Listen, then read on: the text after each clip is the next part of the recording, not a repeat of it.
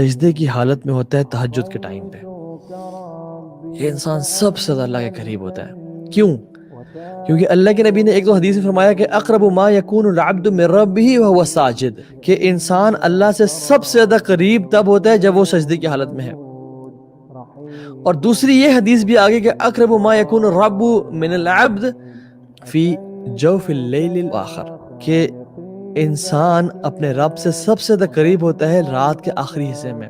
But a person is closer to Allah subhanahu wa ta'ala when Allah subhanahu wa ta'ala physically comes to the first heaven, and that person is at the lowest of his posture، جو سجدے کی حالت میں ہوتا ہے۔